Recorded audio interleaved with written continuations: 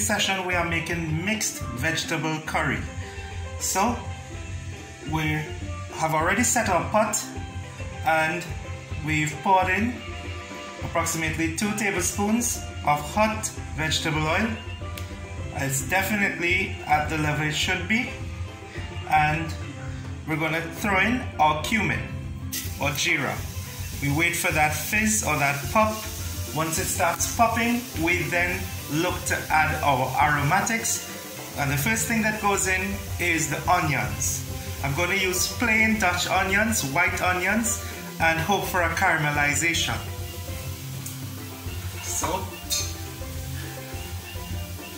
next thing that goes in is the onion.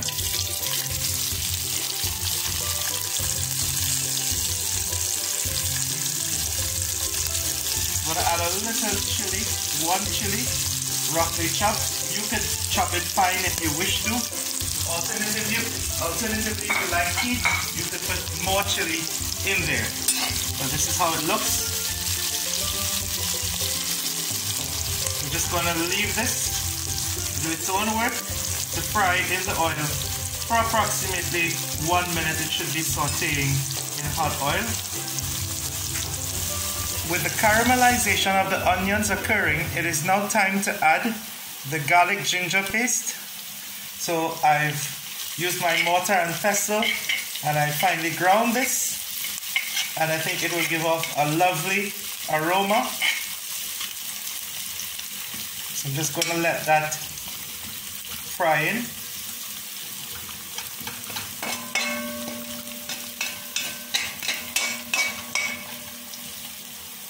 Then I am in about half of a minute going to add my masalas or my dry herbs or dry spices. But one other crucial ingredient that I'm going to add is curry pilai leaves, because it will give off a pungent aroma. So I'm going to put 2 or 3 of these leaves in now and let these sizzle and pop in the oil. It's important not to put too many of these leaves because they are very potent and they're strong. And what you're noticing is the onions become almost golden brown. And we want to be careful. We don't want the onions to be turned black, so they cannot be over fried. And therefore, in a very short while, I'm going to add my dry spices or herbs. So, if we look at my saucer with my different spices prepared, I have coriander powder that I'm going to throw in now. And that's the first one that goes in. Make sure it gets a proper stir.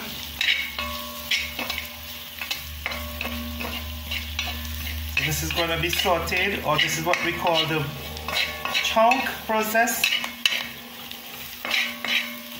Then I'm going to add a little bit of mirch, or this is pretty much chili powder, red chili powder, not to be confused with paprika powder. The chili powder is more potent, it is stronger than paprika, which is the dried spice. And we don't want to put paprika in, so make sure that you get the right spice when you're using it. We also don't want to use hot peppers like Scotch bonnet peppers, because they might be too powerful and they might overwhelm the curry. Then what we have here is my version of garam masala, and this mix actually comes from a Trinidadian company, but it is a wonderful blend of anise seed, coriander seed, a little bit of cumin, cassia or cinnamon stick, hing or asafoetida, and this will really add a strong kick, in my opinion, to the curry. So I've just added that in.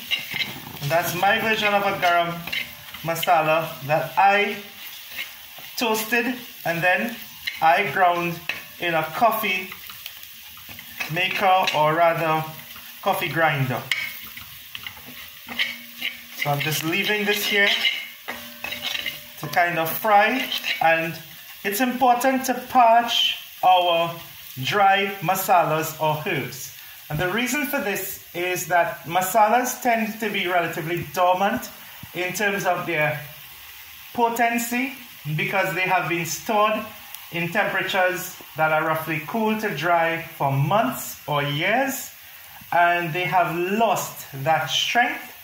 And what happens is by reheating or retoasting the spices, we kind of unleash a lot of that potency. So this is why you cannot just add masalas or spices into a curry. Many times in countries like England, I have seen where restaurant chefs try to just throw in powders. In my dormitory days, some of the dormitory chefs would do that. And whilst it's not always a bad idea, it's not the optimum way to make a good curry. And on the flip side, you don't want to make your curry in a way that is burnt. So in roughly 2 minutes and more, this curry could be burned. So there is such a thing as overcooking one's curry. And we have to make sure that this doesn't happen as well. And at this point, we want to try to create a tomato paste. So we're going to add our tomato paste.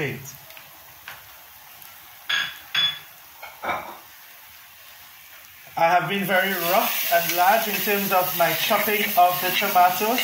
This is because of the fact that I know the potatoes will take long to cook. So I'm not shy to cut my tomatoes large. Of course, many people try to use the option of canned tomatoes or tomato puree. And if you have that option, a commercial option, I have no problem with it. Just be aware that perhaps if you're using those ingredients, it will not have to cook for as long as if you're using the fresh tomatoes. And if you hear me coughing in the background, I apologize, but it actually is a sign of the process working well, because clearly the aromas are overwhelming, or if not overwhelming, enough to open up my nostrils. And I think that's a good sign of a good curry.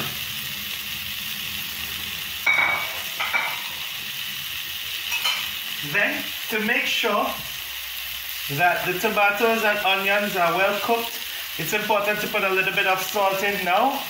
Many people put this after the onion, but I held back a bit.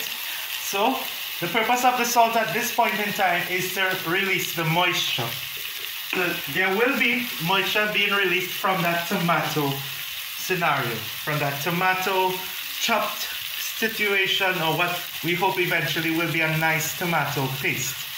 And we're going to cover this and then add the potatoes and other fresh vegetables next. Turning the lid, after turning the lid or lifting it, this is what we have. We have the potatoes that are cooking well, and perhaps about 10 minutes in high heat has occurred. So it's an appropriate time to add our other vegetables. Just to give you an example of the other vegetables that we have here, you could see that we have carrots, we have sweet pepper, and we have some corn, the corn kernels, and they're all going to be added in. I have